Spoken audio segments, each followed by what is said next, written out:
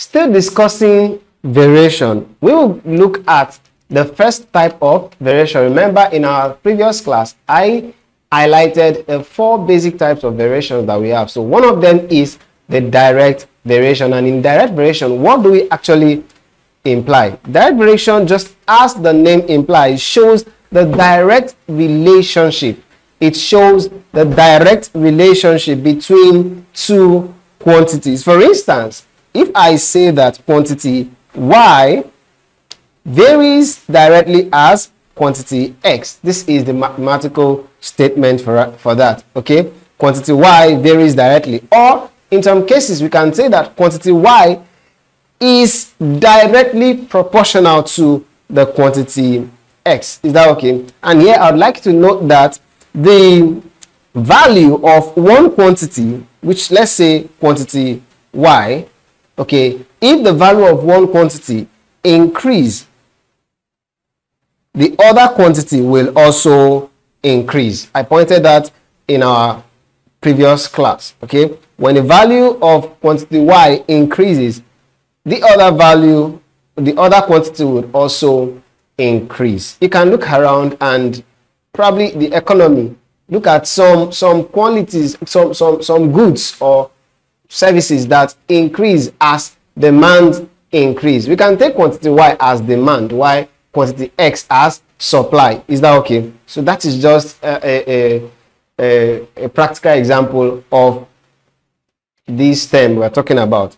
Okay, so as quantity y increase, quantity x will also increase, and vice versa. If quantity y decreases, quantity x will also decrease. So that is just what direct variation implies. Okay, now let us take note that this sign over here can be replaced by the equality sign. Okay, for instance, in this expression y varies directly as x, we cannot deduce or derive the value of any of this quantity without introducing an equality sign.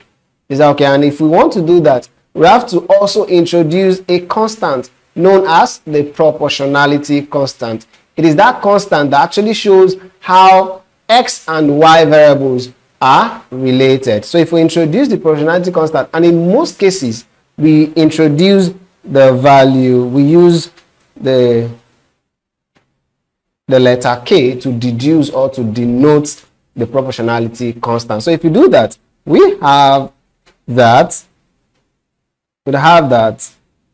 y will be equal to kx, and to obtain the value of k, we can divide through by x, so k will be equal to y over x. So that is just the relationship between the proportionality constant, the variable y, and also variable x. Is that okay? So this is just the prelude into what direct variation is. Let us solve some examples, probably just one example for the purpose of this class.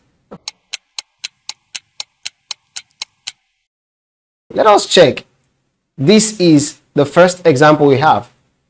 We are told that if a, that is variable a, varies directly as b, and a equal 2 when b equals 1, we are asked to find the value of a when b is equal to 5. The first thing we have to do is to note or to check which variation is being talked about here.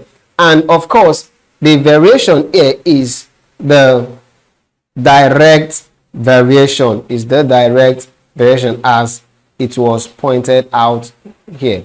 Said it varies directly, so the direct variation is involved. Now, to solve this, we would have to bring out the relationship between the quantities or the variables. Okay, they said, we were told that a varies directly as b, and I said earlier that if we want to solve for the values of a and b, we'd have to erase or remove the variation sign and then introduce the equality sign.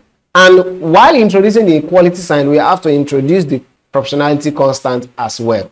Is that okay? So if we do that, we have A is equal to KB, right? And if we want to find the value of K, we can make K the subject of formula. So K will be equal to A all over B, right? We're told that A equals to and B is equal to 1. So we can find the value of K here to be K is equal to 2 over 1, which is equal to 2. So if we decide to look for that particular relationship between the two quantities we are talking about, in this case, quantities A and quantity B, all right, we would have to substitute the value of K in this equation. Let us call this equation 1.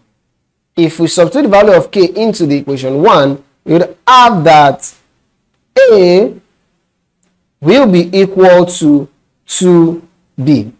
All right, and we were asked to find the value of A when B is equal to 5. So what is the value of A when B is equal to 5? Of course, we have A is equal to 2 into bracket 5. Okay, then A will be equal to 2 times 5. Therefore, A is equal to 10. So the value of A when B is equal to 5 is 10. All right. So here is the first question we would consider under the direct variation. In our next class, we'll consider other examples in direct variation. So see you there. Make sure you don't miss it.